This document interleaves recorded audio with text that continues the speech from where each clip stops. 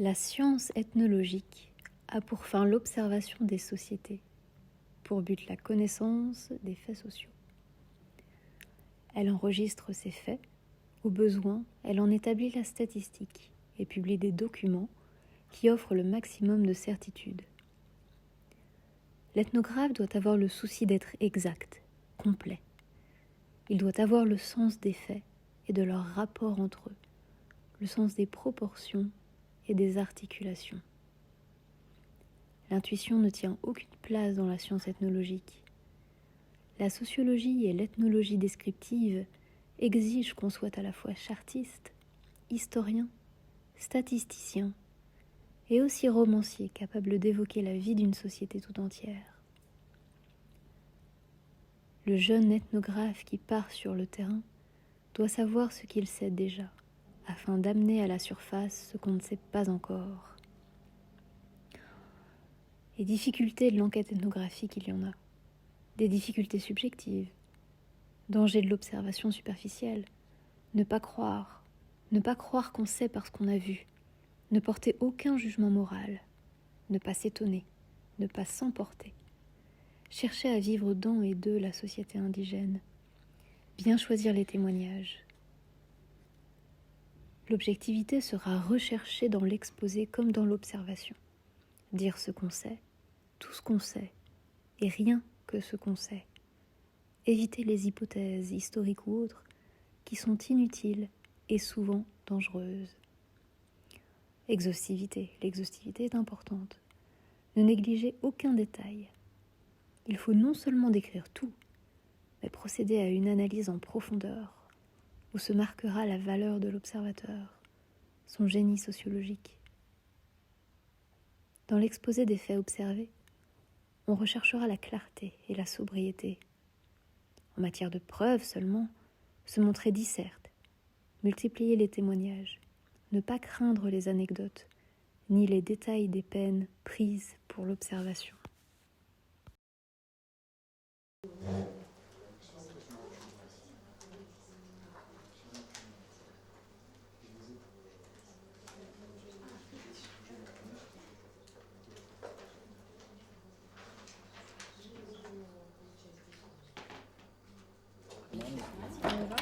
Oui.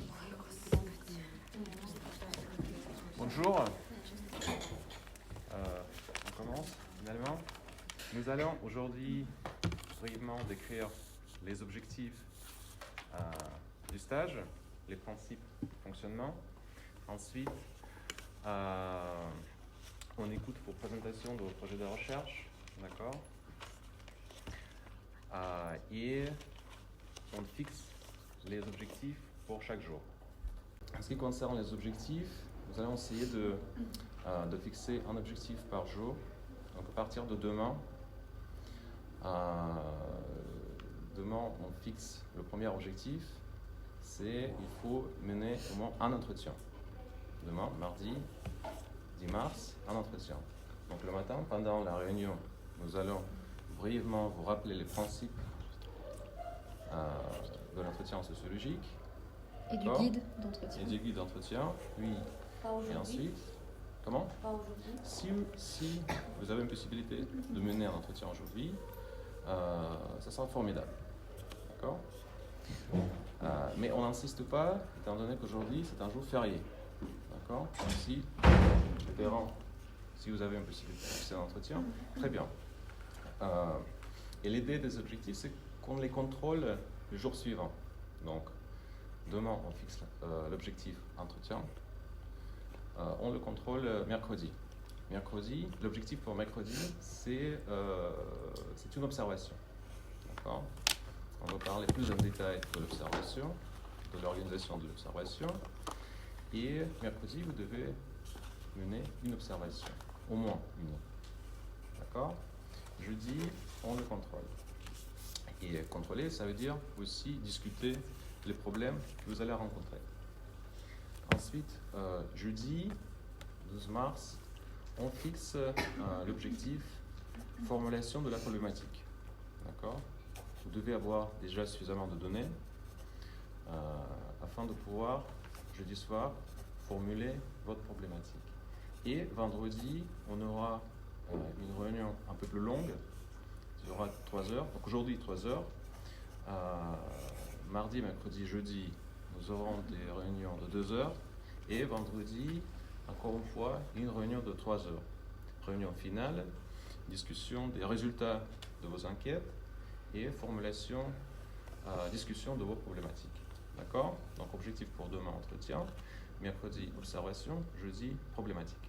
Ceci étant dit, si jamais vous avez l'occasion de faire un entretien ou une observation dès aujourd'hui, dès demain, enfin, ces objectifs visent à vous faire avancer sur le terrain, mais suivez la manière dont votre terrain s'ouvre et les occasions qui vous sont données par vos enquêtés, bien sûr.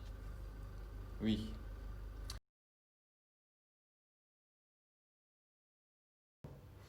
Qu'est-ce que ça veut dire ouvrir le terrain? Ça veut dire négocier votre présence sur le terrain. D'accord? Il y a surtout deux défis principaux de l'accès au terrain. C'est le manque de la confiance, d'accord, et le manque du temps.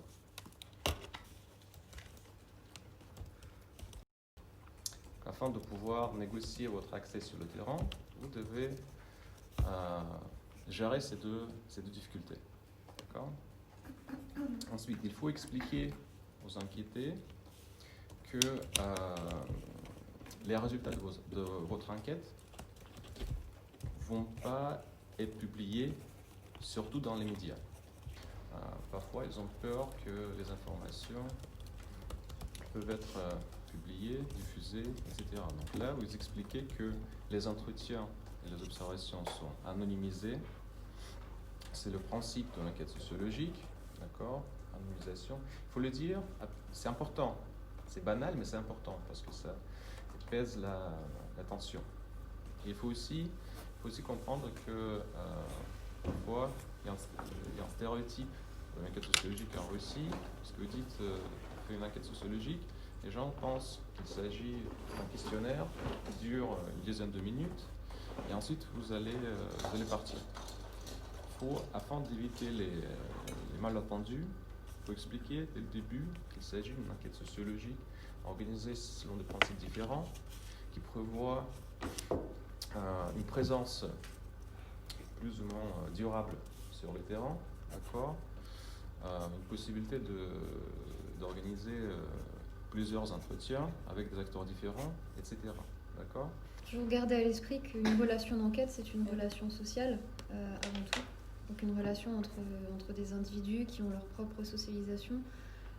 Mais ceci pour dire que le fait de considérer votre terrain comme étant avant tout constitué de relations sociales avec d'autres personnes, ça peut être un élément important justement pour tisser ce lien de confiance qui va vous être nécessaire pour mener votre enquête.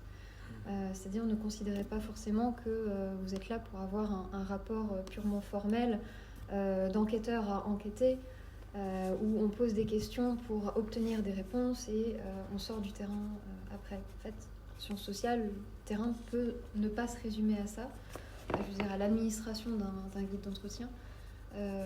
Donc selon les terrains que vous avez, vos interlocuteurs, n'hésitez pas à justement travailler ce côté relation pour tisser un lien de confiance qui puisse tout simplement vous accorder en fait des données qui seront plus riches et plus intéressantes.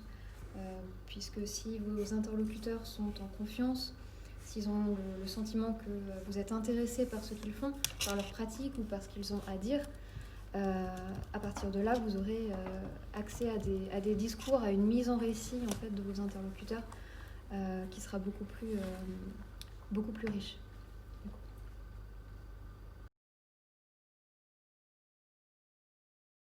Il faut aussi comprendre que si le terrain reste bloqué pendant beaucoup de temps, un jour, 2 jours, vous essayez de trouver l'accès, mais vous y arrivez pas, il faut à un moment donné changer le terrain. Parce qu'on a très peu de temps, seulement 5 jours dans la ville, sur le terrain. Il faut comprendre, il faut être réaliste, comme on dit, d'accord? Il faut être réaliste. Il faut faire le mieux possible, mais si c'est complètement bloqué, on change le terrain. Suivez les opportunités qui vous sont proposées sur le terrain. Si un jour vous avez une facilité particulière pour de l'observation, vous faites l'observation ce jour-là, pareil pour les entretiens. Si vous sentez justement que vous bloquez pour les entretiens, vous essayez de faire de l'observation à la place. Enfin, c'est au fil des possibilités en fait que vous allez avoir. Et ça demande un peu de flexibilité et de fluidité dans la démarche. C'est tout le paradoxe de la méthode, je crois, en sociologie. C'est à la fois avoir un protocole méthodologique bien pensé, fixe, rigoureux, et en même temps être capable de s'adapter à la situation parce que les choses ne se passent absolument pas toujours comme on l'a prévu sur le papier. La question de notre recherche, c'est comment, chez les boxeurs, on subsiste ou se cultive des mauvaises habitudes, contraires au souci de leur performance. Et pour découvrir cette question, nous allons se pencher sur la construction des représentations collectives et des normes dans la salle de boxe qui ont le boxeur de leur pratique. Donc cette construction qui passe à partir des pratiques corporelles.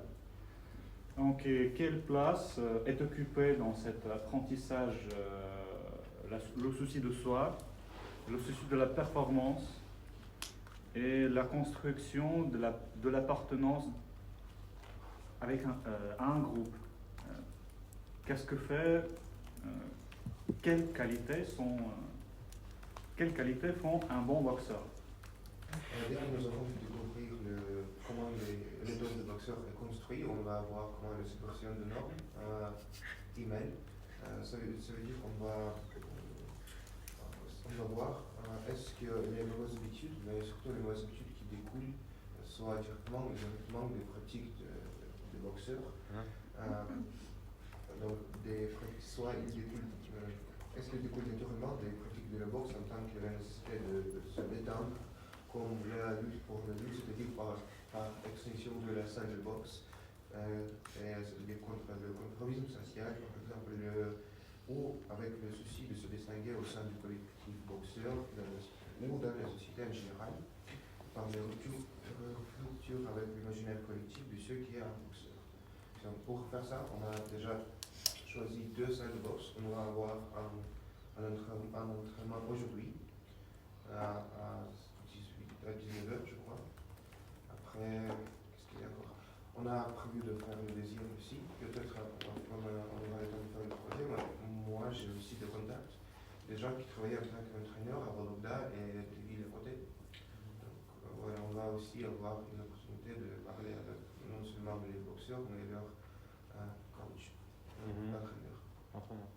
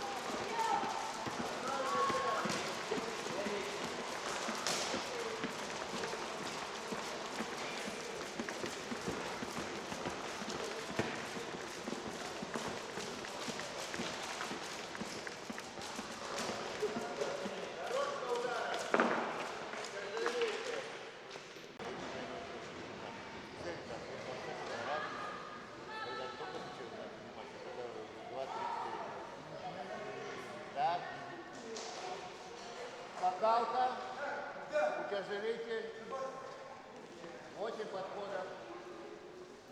Так, быстрее. 30, 30, 30.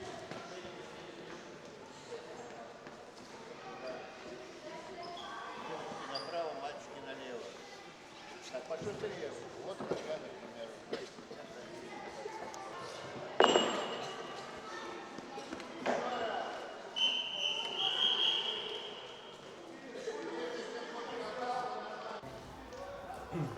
En fait, je m'attendais plutôt à voir comment la lutte est transmise entre les dimensions de boxe dans la société, dans la vie des boxeurs et tout, et comment un sportif essaye de se distinguer, y compris par les mauvaises habitudes, mais c'était pas du tout confirmé, mais ce n'était nié non plus. Voilà, mais c'était très intéressant. Pour l'instant, je dis que je dirais que c'est l'entretien le plus intéressant que j'aurais. Je me demandais cet après-midi, parce que j'y repensais, il y a toujours un lien avec le rapport au corps dans d'autres métiers à risque, le sport ou quoi. Est-ce que vous connaissez les travaux d'un historien français du sport soviétique qui s'appelle Sylvain Dufraisse, qui a justement travaillé, alors il a récemment publié un livre sur les grands athlètes de l'époque soviétique, surtout la période années 80, début 90. Et justement, il y a toute une réflexion sur l'inculcation des valeurs héritées de l'époque soviétique dans la pratique du sport, où, contrairement à d'autres pays, du coup, le fait de se maintenir en forme et de faire du sport régulièrement, ça faisait partie de... c'était une sorte de package de services de l'État efficace, on va dire. Donc, vous avez toute une inculcation de valeurs qui sont liées au contexte politique et social, pas forcément connectées avec la profession ou le sport, et qui du coup peut créer une différence dans la construction identitaire et le rapport aux valeurs entre un boxeur qui s'est entraîné à l'époque soviétique et un boxeur tel qu'on le trouve dans les travaux de Vacan ou dans les autres travaux qui existent en sociologie qui concernent vraiment exclusivement le contexte anglophone. Est-ce que ça vous semble... vous avez vu émerger dans vos entretiens des éléments là-dessus, une sorte de résurgence d'un héritage soviétique qui n'est pas connecté au sport ou à la boxe, mais plutôt dans la fabrique des corps de manière générale à l'époque soviétique? J'ai entendu parler d'une propagande, du rôle de la propagande étatique, du sport, mais appeler ça une propagande. Non, c'est la propagande, ce sont des affiches. Simplement un rapport à des valeurs politiques et Je sociales. crois que si cela ne tient à quelque idéologie, donc je ne peux pas appeler ça une propagande, parce qu'on n'a pas officiellement en Russie une idéologie dominante, une idéologie officielle, je veux dire. Donc c'était une seule résurgence d'un mot propagande, mais je ne crois pas qu'il ait été utilisé proprement dans ce contexte. Moi, je dirais que si j'ai vu cet appui sur le passé, l'héritage et mon champion. Donc, oui, la deuxième partie, c'était l'idée commune de... Si on recherche la transmission des normes et des valeurs, il faut aller à l'école. Donc nous sommes allés à l'école. Directement, nous avons Babushka nous a envoyé vers le directeur et méthodiste. Ils étaient accueillants, il nous a raconté beaucoup de choses. La méthodiste et le directeur. Oui, Merci. Du coup, vous n'avez pas de difficulté d'accès au terrain. Pas du Vous tout. alliez... Nous avons des horaires pour demain. Le nom de tous les entraîneurs de l'école. Mais en plus, le directeur, il est assez éduqué. Et donc, il n'était pas répulsé par les mots que nous devions utiliser, comme la rupture épistémologique et tout. Il connaissait, parce que nous voulions l'accès au terrain le plus vite possible sans qu'on nous demande quelques documentations ou permissions officielles et tout. Pas de papier, oui. C'est ça. Donc, voilà. Mais il ne faut pas les évoquer. Bon, personne. Mais il s'avère d'être très à l'école, voilà. il y a des enfants, c'est très particulier et spécifique. sans papier.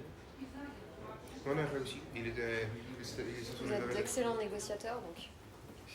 Et il se sent. Il nous semble que oui. Humble. D'accord. Je suis d'accord. Et du coup, je crois d'un côté, quand on a évoqué le moment qu'on essaye de... C'était de manière diplomatique, on essaye de rechercher comment l'appartenance à l'école garde les enfants de toutes les mauvaises influences du monde extérieur. C'était trop touchant pour méthodiste. Elle s'est ouverte tout de suite. Elle nous a raconté, nous avons des enfants, nous les corrigeons, etc.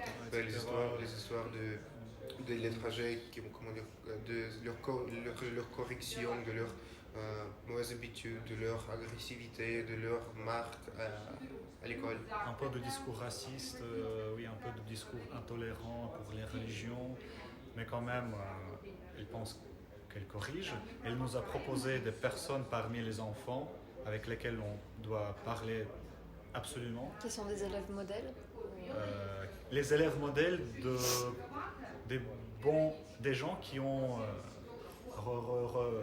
resocialisé au sein de cette école. D'accord.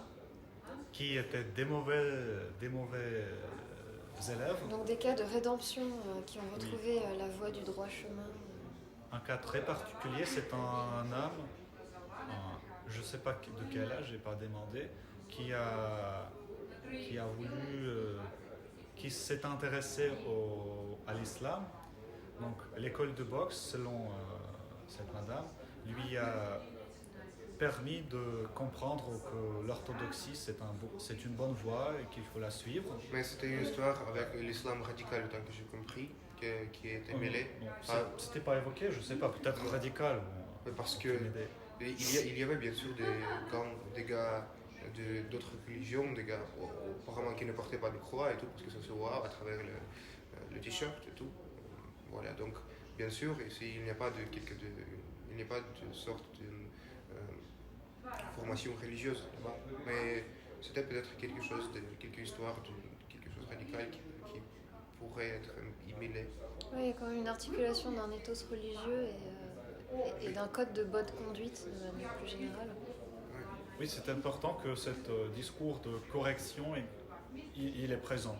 Parce que elle a été touchée, donc c'est très présent. En plus, le gars dont elle a parlé, il était russe et orthodoxe, évidemment, donc je ne pense pas qu'elle parlait ça de manière comme si c'était normal, son attrait à l'islam. Voilà, donc.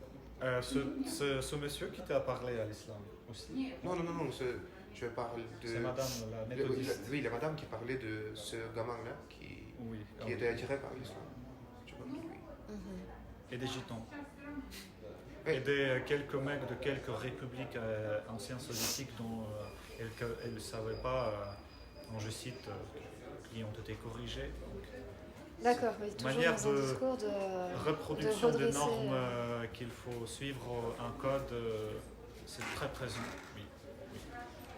Une grosse dimension de discipline Foucault dit à un autre sujet aussi. Où on redresse les corps et les esprits selon un appareil d'autorité, vraiment à la fois par l'école et par les sanctions. Mais il n'y avait pas, au moins les discours que j'avais, les corrections, oui, mais les sanctions n'étaient presque pas évoquées. En fait. Wow, cool. Parce que seulement l'entraîneur âgé, il a mentionné les conversations personnelles en tant qu'un instrument de formation. Voilà. Wow, cool. Le mien, c'était au contraire. Si quelqu'un dans son groupe fait une bêtise, je cite, une bêtise, il les range et il dit si quelqu'un a commis une bêtise, il faut que tout le monde souffre pour que ce soit une pression sociale supplémentaire. Comme à l'armée. Une discipline martiale. Oui, évidemment. Donc oui, il sanctionne fortement le mien. Donc il dit que oui, sans normes ça marche pas. aucune mauvaise habitude ne fonctionne pas avec le sport. Du tout. Pourquoi du coup? Pour la question de performance ou pour Oui, la question de surtout valeur? la performance. D'accord. Valeur. Parce qu'on aurait tendance à penser du coup, après tout ce que vous dites, que c'est pas seulement une question de performance, c'est une question d'être dans le droit chemin et d'y rester. C'est du point de vue Oui. des fonctionnaires. Oui. Ouais, moi en fait j'ai des propos très intéressants à cet égard parce que le premier entretien de jury que j'avais, en fait nous sommes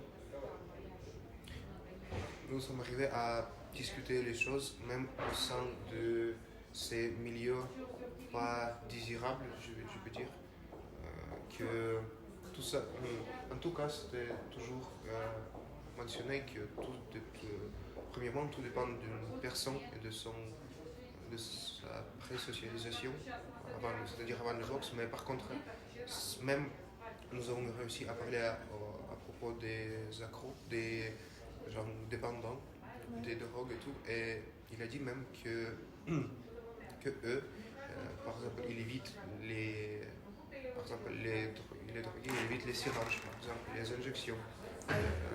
C'est parce que même des gens qui ont bu des choses qu'on fume, de marijuana, de hashish et tout, ils ne changent pas pour la plupart des cas les choses plus dures qui sont injectées. Parce que cela est stylé, cela est établi en tant qu'une norme du début, donc des étapes de leur socialisation très prématures.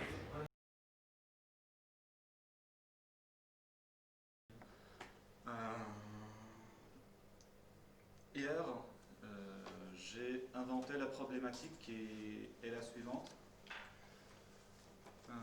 Bien que dans les clubs privés, l'approche pour les étudiants semble plus étroite, plus proche, l'entraîneur est plus proche aux élèves. La transmission de normes hors salle est entravée et freinée si on compare avec les écoles publiques telles que la salle qu'on a visitée. Donc, je crois que la figure de l'entraîneur, bien qu'elle soit importante, joue un autre rôle quand il s'agit donc la particularité de clubs privés, c'est qu'il y a des groupes de niveau, par exemple 5 groupes qui ne font pas la même chose, et il est impossible de montrer à tout le monde ce qu'il faut faire. Tandis que dans les écoles publiques, on apprend à tout le monde. L'entraîneur montre ce qu'il faut faire et tout le monde regarde. Je ne sais pas, peut-être c'est la différence entre l'approche artisanale, disons, et l'approche institutionnelle. Mais cette approche artisanale ne transmet pas de normes, ainsi que ça se passe dans les écoles publiques, avec l'approche institutionnelle. Donc voici, c'est une petite problématique que j'ai trouvée à la base des données recueillies. Mais du coup, alors on en a discuté un peu hier avant votre observation de fin de journée, mais l'école privée, c'est pas au niveau professionnel. Pas du tout. Oui, Mais c'est justement ça le lien en fait. Je veux dire, il y a des sanctions, il y a des normes, une transmission de normes et du coup des transgressions qui sont sanctionnées dès lors que ça pose problème à la performance. Et ça pose problème à la performance au niveau professionnel. Oui. En fait, il y a un lien direct entre la boxe comme école de moralité et la performance physique comme enjeu, qui ne devient un enjeu qu'au niveau professionnel. Oui. Je crois en fait qu'elle découle de leur problématique originale, c'est juste que la problématique originale ce n'est pas qu'elle ne s'est pas confirmée, mais en fait, dans le cadre de notre recherche, nous voulions questionner comment ça se fait que chez les boxeurs se cultivent les mauvaises habitudes, mais entre guillemets les mauvaises, contraires aux soucis de performance. Mais en fait, moi, nous n'avons pas encore écouté tous les entretiens, ou nous ne les avons pas encore transcrits tous, mais par contre, il s'est avéré que les boxeurs n'ont pas des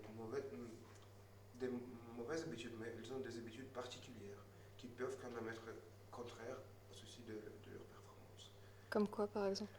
Par exemple, celui-ci sur qui j'ai compté du début, en fait, l'alcool ne joue pas l'abus de substance ne joue pas un rôle tellement crucial dans son auto-identification, mais par contre, il a des habitudes qui sont totalement contraires à la performance. Par exemple, à l'école publique, on dit que j'ai reçu une réponse précise d'un entraîneur qu'un bon boxeur, c'est quelqu'un qui peut devenir un instrument, qui peut devenir comme qui écoute les commandes et tout.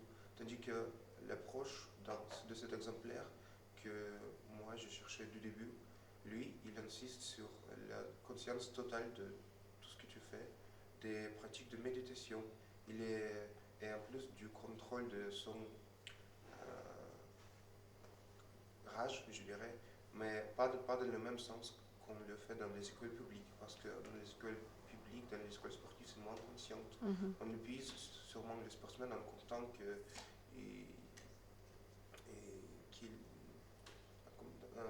en supposant qu'ils n'aillent pas dans les rues pour se battre et tout.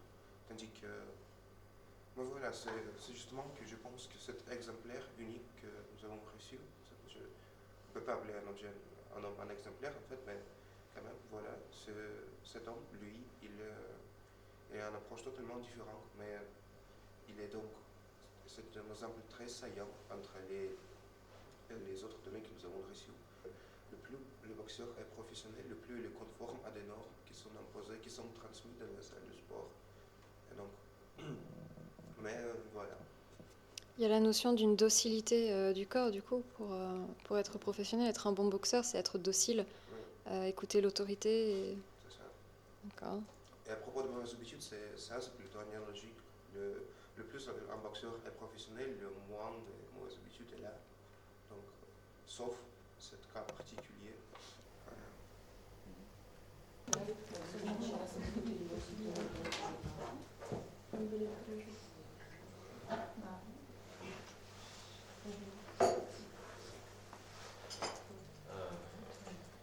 Tout d'abord, je voulais vous remercier pour votre travail.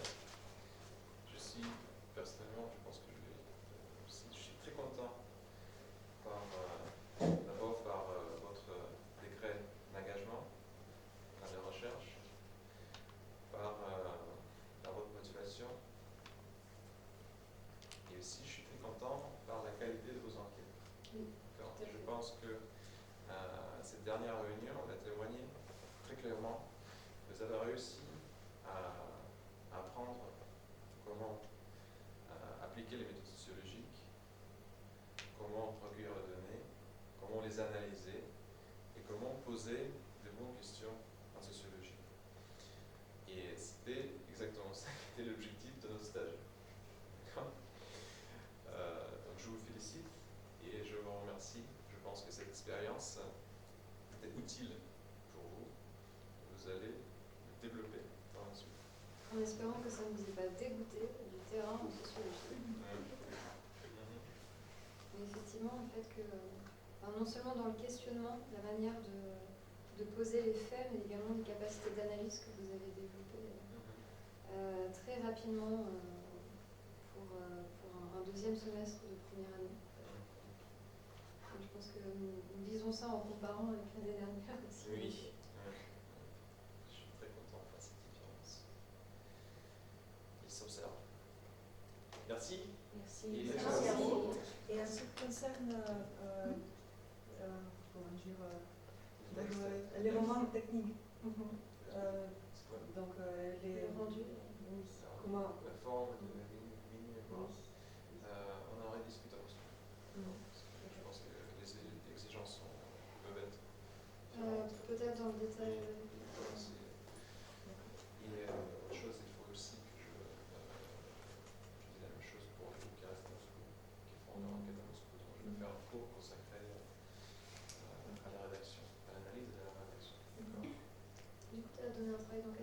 Moscou. Oui. Moi, j'ai fait pareil tout le temps de cette année. Oui. Pour forcer tout le monde à faire du théâtre. Oui, parce qu'avant, il y avait une inégalité Oui, entre les gens qui oui, restaient à Moscou. je suis d'accord. Parce qu'il y a des gens qui veulent continuer en sociologie, mais qui n'ont pas de possibilité parce que, par exemple, ils ont un emploi, Ouais. oui, ils ne peuvent pas aller en stage et du coup, ils sont privés de cette initiation en sociologie. Et à partir de l'année dernière, on a introduit le terrain, même pour les étudiants qui ne vont pas au stage. Voilà. Oui, c'est compris le passage, le stage. Oui. On ne sait pas. Le stage, c'est beaucoup plus intensif. Oui, C'est c'est ça. beaucoup plus intensif, en fait. C'est beaucoup plus riche. Puis il y a l'encadrement aussi. On Oui. pas les étudiants qui sont livrés à eux-mêmes dans la jungle de Moscou, Oui. Saint-Pétersbourg. C'est une expérience très importante pour votre carrière de sociologue. Mais il faut continuer à travailler. Vous avez des résultats, des bons résultats. Je suis très content, mais il ne faut pas s'arrêter. Il faut continuer à travailler. Même si vous ne pensez pas forcément continuer en sociologie en deuxième année ou alors au-delà du CUF, au moins que cette expérience vous permette de développer un regard différent sur votre environnement, de développer justement une certaine capacité de compréhension de ce qui vous entoure, des mécanismes sociaux qui sont en jeu, de vos interactions avec les autres, et d'être du coup en mesure de saisir plus précisément pourquoi ce qui arrive autour de vous. Et ça fait, je pense, une grande différence. Cette capacité de problématisation dans les cours, vous allez maintenant problématiser. Tout ça, c'est difficile. Non, au moins respecter, je pense qu'on intériorise très facilement les principes qui sont à la base du raisonnement sociologique, le fait d'éviter les prénotions, les jugements de valeur, ce genre de choses. Ce sont précisément des principes qui sont intéressants à maintenir au-delà de la sociologie, pour faire un art de vivre, la sociologie.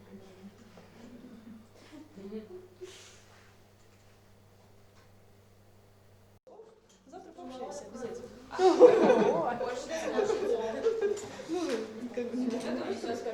Я знала, кто. Если бы знала, кто, я тут буду всеми заниматься. Да, он играет. Да, он играет, и хорошо играет. Вообще всем возрастным.